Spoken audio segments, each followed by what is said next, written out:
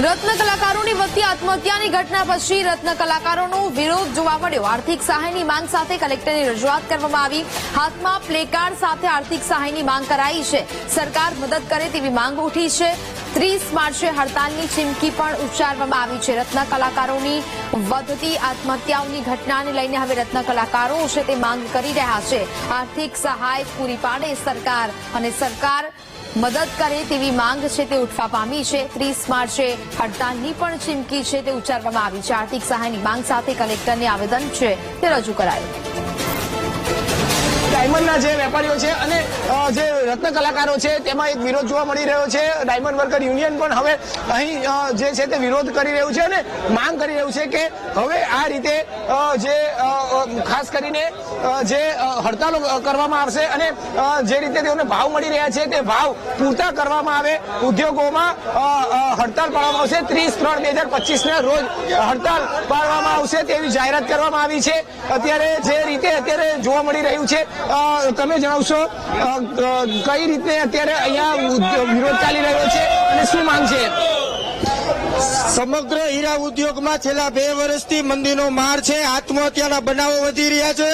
અસંખ્ય વાર ગુજરાત રાજ્યના મુખ્યમંત્રી, ગુજરાત રાજ્યના શ્રમ અને રોજગાર મંત્રીને લેખિતમાં રજૂઆતો કરી છે, રૂબરૂ મળ્યા છીએ, છતાં પણ હીરા ઉદ્યોગની અંદર લાખો સંખ્યામાં કામ કરતા રત્ન કલાકારોની દરકાર લેવામાં આવેલ નથી। આત્મહત્યાના બનાવો છેલ્લા 2 દિવસમાં 4 લોકોએ આત્મહત્યા કરી, એક સામૂહિક આપઘાત કરવામાં આવ્યો છે। ત્યારે આવનારી 30/3/2025 રોજ જો 30% ભાવ વધારો કરવામાં નહીં આવશે તો સુરતનો સમગ્ર હીરા ઉદ્યોગની અંદર કાયદેસર હડતાલ કરવામાં આવશે।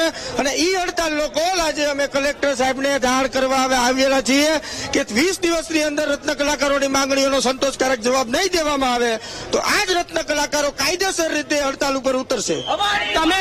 તમે કહેશો અત્યારે કઈ રીતની માંગ છે ને શા માટે અહીં આવ્યા છો?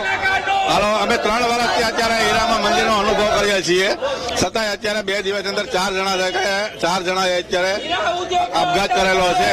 તો અત્યારે 3 વર્ષની અંદર અમે અત્યારે આ હીરા ઉદ્યોગને અમે કહીએ છીએ કે 30% અમને ભાવ વધારો આપો। જયારે એ લોકોને જરૂર હોય ત્યારે અમને 2-5 હજાર રૂપિયા વધારે આપે, જયારે મંદી આવે ત્યારે એ લોકો 30% ભાવ તોડી અને અમને પગાર એ લોકોને ઓછો આપે છે। અમારે કઈ રીતે ઘર ચલાવવું?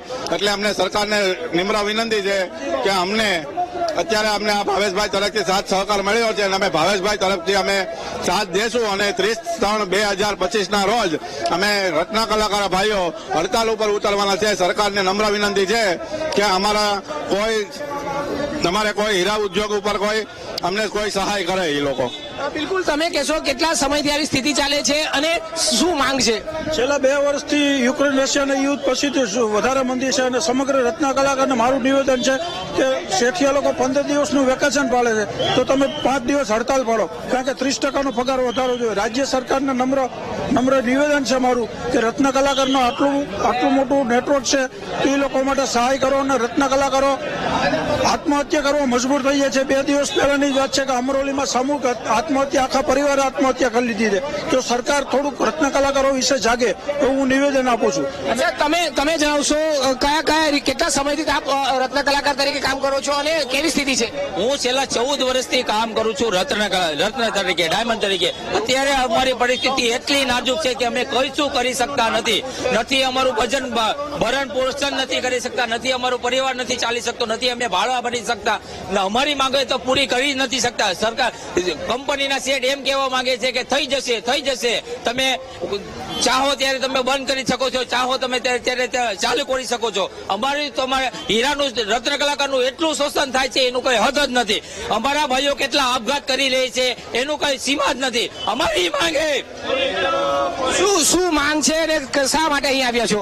ભાવ વધારાની માંગ છે। દાખલા તરીકે અત્યારે ટોટલ જે અમને શેઠ તરફથી આપવામાં આવે છે, દાખલા તરીકે બોનસ છે, પીએફ છે, મેડિકલ છે, વસ્તુઓ આપવામાં આવતું નથી। પીએફ નું અમે મુદ્દાની વાત કરી તો પીએફ ના મુદ્દામાં એમ કે તમારું પીએફ કપાશે, કંપની તમને આપશે નહીં। પીએફ નો મુદ્દો શું હોય એ તમને ખબર હોય છે કે 50% કંપની આપે, 50% કર્મચારીના કપાય છે, પણ 100% પૈસા અમારા કપાય છે।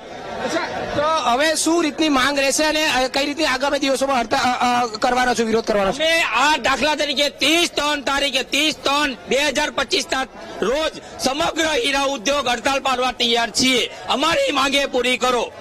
આને લઈને કોઈને વાત કરી છે કઈ? અમે બધા વર્કરોને વાત કરી છે, બરાબર છે. બધાને લેખિતમાં આપેલું છે, શેઠને લેખિતમાં આપેલું છે. અમારી સહાય બધા કરવા, રત્ન કલાકાર બીજા નહીં, ઓનલી ફોર રત્ન કલાકાર અમારી સહાય કરવા તૈયાર છીએ, બરાબર છે.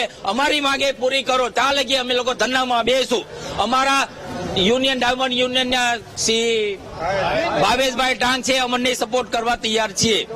બિલકુલ, એટલે જે રીતે અત્યારે જોઈ શકાય છે કે મોટી સંખ્યામાં અહીં કલેક્ટર કચેરીની ખાતે જે ડાયમંડ વર્કર છે અને જે રત્ન કલાકારો છે તે મોટી સંખ્યામાં અહીં આવ્યા છે. જે રીતે છેલ્લા લાંબા સમયથી હાલ ડાયમંડની સ્થિતિ ખૂબ જ કપરી થઈ છે અને રત્ન કલાકારોને પૂરતા ભાવ નથી મળી રહ્યા, તેને લઈને તેઓની હાલત ખૂબ જ કફોડી બની છે અને તેને જ લઈને હવે અહીં તેઓ વિરોધ કરી રહ્યા છે, ભાવ વધારો કરવામાં આવે તેવી માંગ કરી રહ્યા છે. કેટલાક સંજોગોમાં આપઘાત કરી રહ્યા છે રત્ન કલાકારો, તેને લઈને ભાવ વધારો કરવાની માંગ કરી રહ્યા છે. અને જો 30/3/2025 30 માર્ચ સુધીમાં જો ભાવ વધારો નહીં થાય તો આવનારા સમયમાં 30 તારીખ બાદ ઉગ્ર આંદોલન કરાશે અને સામૂહિક તમામ આખા હીરા ઇન્ડસ્ટ્રીઝમાં તમામ રત્ન કલાકારો હડતાલ ઉપર ઉતરશે.